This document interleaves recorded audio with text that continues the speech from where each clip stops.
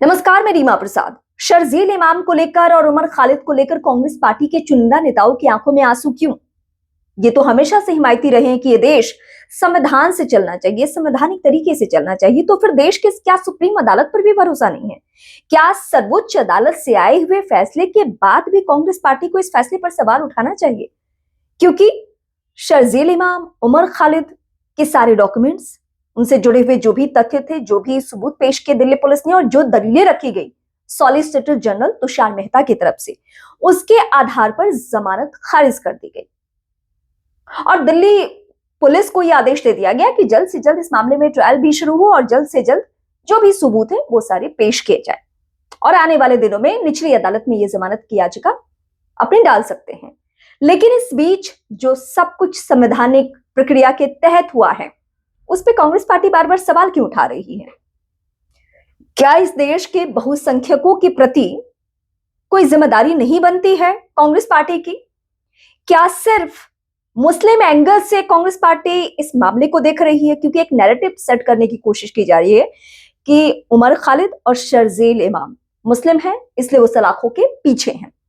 जबकि इसी केस से जुड़े हुए अन्य 5 आरोपियों के जब आप नाम देखेंगे तो वो भी इसी समुदाय से आते हैं और उन्हें जमानत दे दी गई है, क्योंकि सुप्रीम कोर्ट ने अपने दलीलों में सुप्रीम कोर्ट ने अपनी टिप्पणी के दौरान ये कहा कि जो जो साक्ष्य हैं उससे ये दिख रहा है, यूएपीए इनके ऊपर लगा हुआ है कि इनकी भूमिका संदिग्ध है।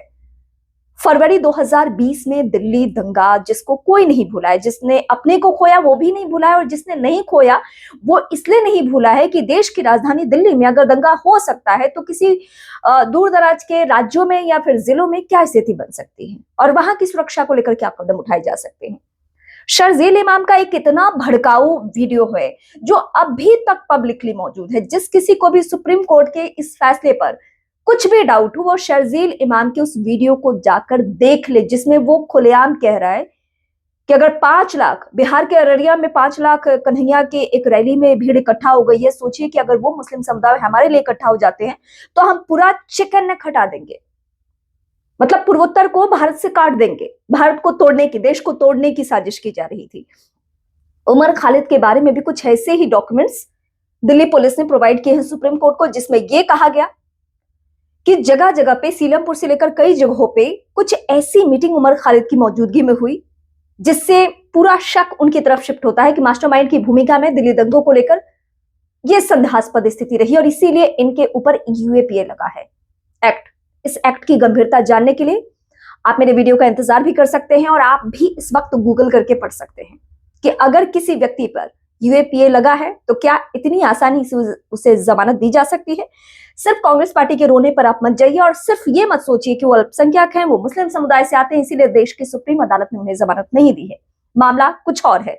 इस देश की सुरक्षा से जुड़ा हुआ मामला है, इस देश की अखंडता से जुड़ा हुआ ये मामला है। तो प्लीज सुप्रीम कोर्ट या भारत सरकार के ऊपर सवाल उठाने से पहले आप इस केस को डिटेल से पढ़ सकते हैं, या फिर मैं अगले वीडियो में कब कब क्या हुआ वो पूरे टाइमलाइन के साथ लेकर आऊंगी।